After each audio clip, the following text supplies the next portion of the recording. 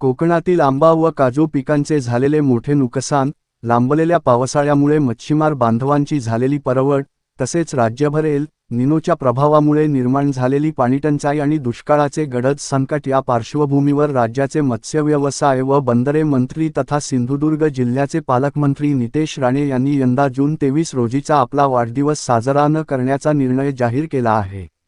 Social मीडियावर प्रसिद्ध केलेल्या पोस्टद्वारे त्यांनी हा निर्णय जाहीर करताना, सध्याच्या कठीण परिस्थितीत आनंदोत्सव साजरा करण्यापेक्षा परिस्थितीचे भान राखणे अधिक महत्त्वाचे असल्याचे म्हटले आहे. शेतकरी, मच्छीमार आणि सर्वसामान्य नागरिक नैसर्गिक संकटांचा सामना करत असताना वाढदिवसाचा उत्सव टाळण्याचा निर्णय घेतल्याचे त्यांनी नमूद केले.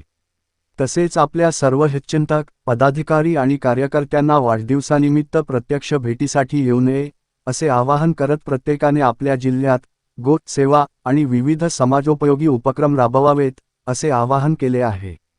गौसंवर्धन, गरजूंना मदत आणि समाजहिताची कार्ये हीच खरी वाढदिवसाची भेट असल्याचे त्यांनी पोस्टमध्ये म्हटले आहे.